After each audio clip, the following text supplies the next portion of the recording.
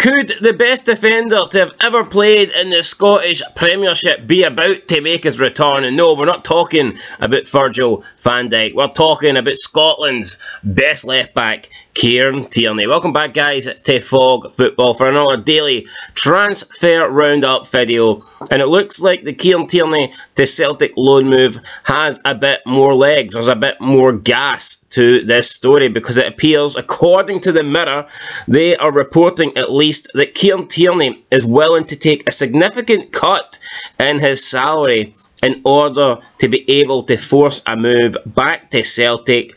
And they are also reporting that Rodgers is very, very keen to be reunited with a player that was a key part of his treble-winning squad. Now, we know that Newcastle are still very interested in Kieran Tierney. If a real offer comes in, if a concrete offer comes in for Newcastle, would that change Kieran Tierney's mind? If he's going into the last week of the transfer window and he's got two options, a loan move to Celtic or a permanent move to Newcastle, who have Champions League football, you've got to wonder what Kieran Tierney would pick. And I think he would probably pick Newcastle. I mean, he would have to take a pay cut to go to Celtic. Newcastle would probably give him a pay rise. So, I mean... He's in the prime. He's not even in the prime yet. He's about to go into his prime. Realistically, right, the Celtic move, it's about 5 years off it happening, in my opinion. It would be a backward step. No, it would be. And now, Andy Robertson's talked about wanting to play for Celtic one day, and I could see that happening, but Kieran Tierney is in his prime. And I think if he has ambitions of playing for a top team, I think if he wants to be the number one at one of the top clubs, and if he ever wants to be the number one at Scotland for the left-back position, then I think he has to be staying at least in the Premier League or a fellow big club. And I'm not saying Celtic's not a big club, but at this stage of his career, it would just seem like a big backward step. Yeah, he'll absolutely pick Newcastle over Celtic. I'm sorry, that's just the way it is. It would just look like, if he chooses Celtic, it looks like he's not cut out for the Premier League, even though I totally disagree with that. I think he is, and I think he's arguably the best left-back in the Premier League.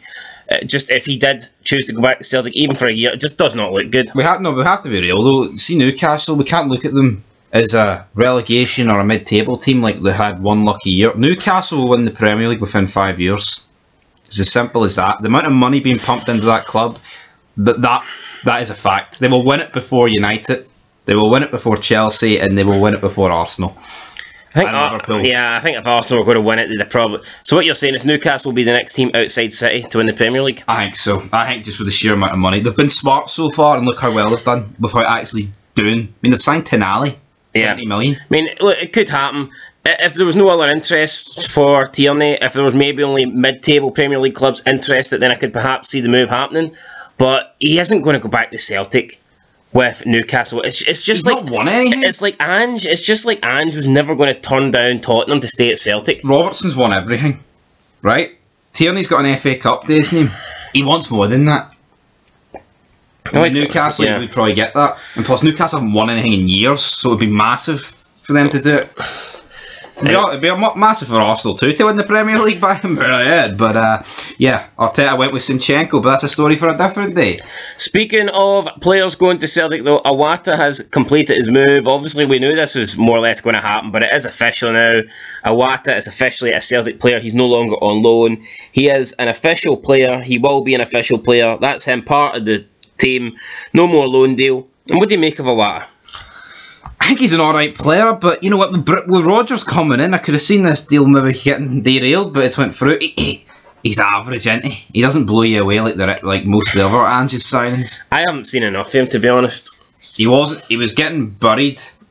Was it the Old Firm game he was getting buried? I think he's could have made one mistake.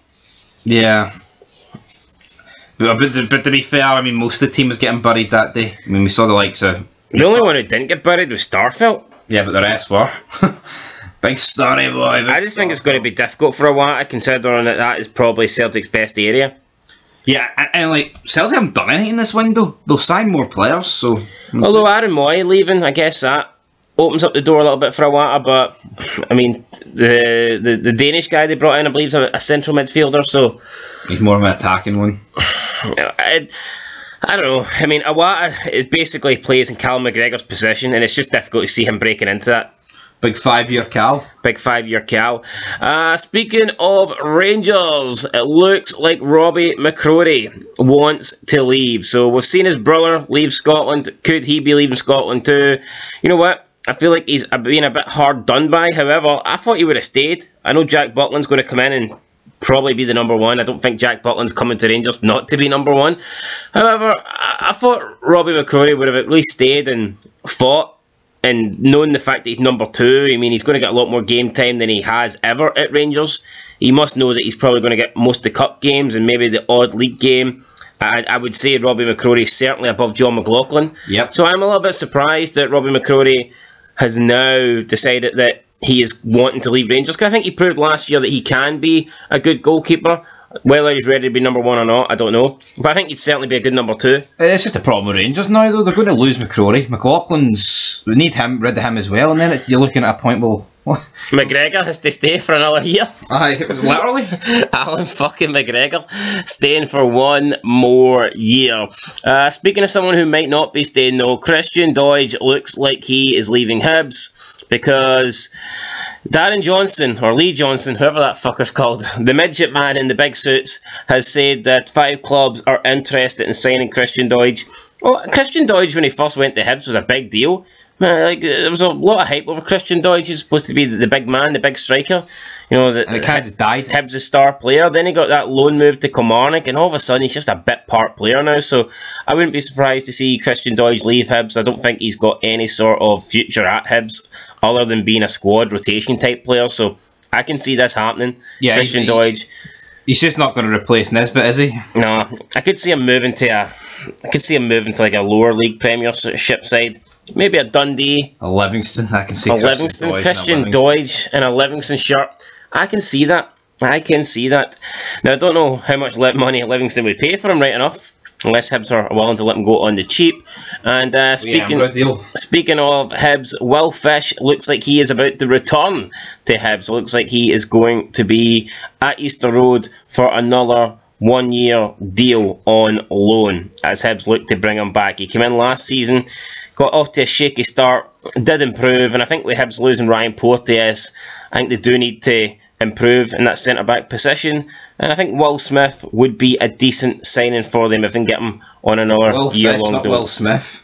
Did I say Will Smith? Aye. Will Smith. Men in Black. Here come the Men in Black. Nah, Will Smith would give away too many penalties, just slapping the shit out of the strikers, wouldn't he? Exactly, man. Can't he be having that? Keep my team out of your motherfucking mouth. And on that note, guys, we are ending this video. There's the transfer roundup for today. Will Smith, potentially, coming back to Hibs. Can't you believe it, guys? Till next time. Peace.